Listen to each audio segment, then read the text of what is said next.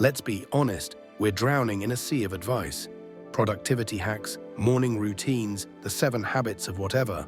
We download the apps, read the blogs, follow the gurus, all in this relentless search for an edge, some secret key that will finally unlock clarity and purpose. But for many of us, all this advice doesn't lead to wisdom. It leads to a quiet exhaustion.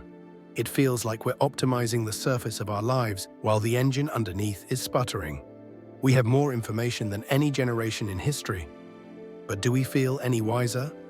So what if the secret to real insight isn't in a new app, but in a collection of texts thousands of years old?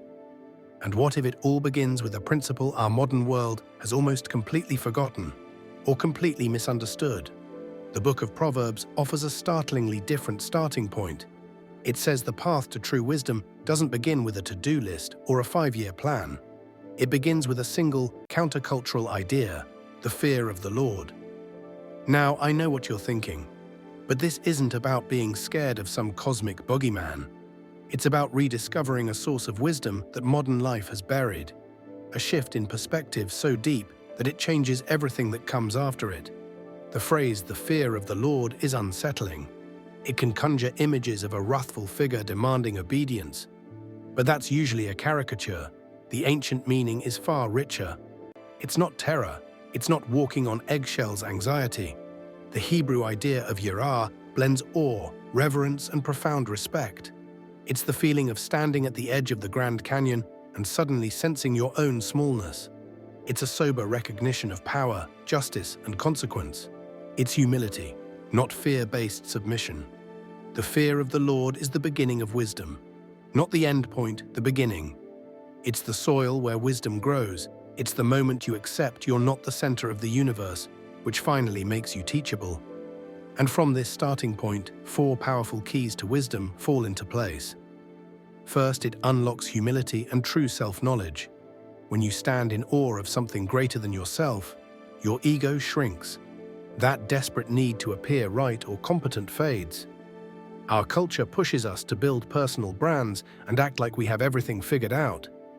But Proverbs tells us a good name, grounded in who we actually are, is more valuable than riches.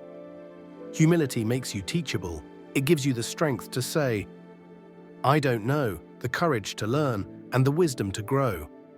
Second, it reframes your relationship with work and success.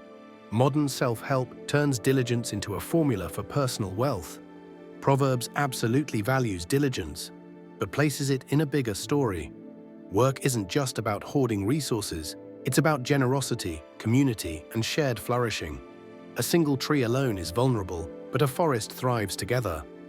Wisdom invites us to shift from isolated ambition to meaningful contribution, the kind that strengthens everyone. Third, it governs the power of your words. In an age of endless noise, Proverbs reminds us that words carry life and death. They don't just describe reality, they shape it. With reverence for truth, you become careful with speech. You think before speaking.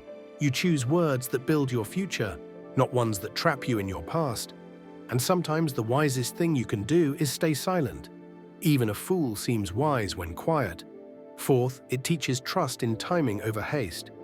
Our world worships speed, instant results, overnight success, shortcuts for everything. But haste drains us. Proverbs teaches patience, not passivity, but trust.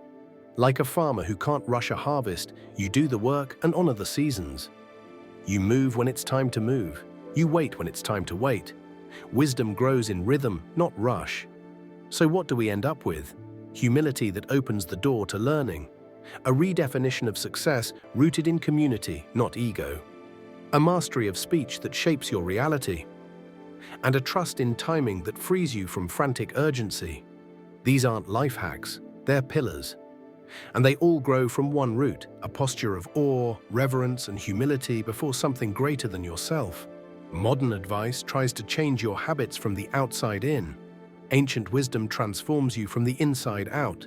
One makes you efficient, the other makes you wise. For thousands of years, Proverbs has said the search for wisdom doesn't start with us, not with our planning, our intellect, or our effort.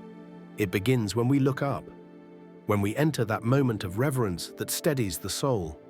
The fear of the Lord isn't an invitation to terror. It's an invitation to grounding, to clarity, to purpose. So I'm curious, in a modern context, what does the fear of the Lord mean to you? Reverence, respect, something else? Share your thoughts in the comments. And if you enjoy these deep dives into ancient wisdom for modern problems, make sure to like and subscribe. Thanks for watching.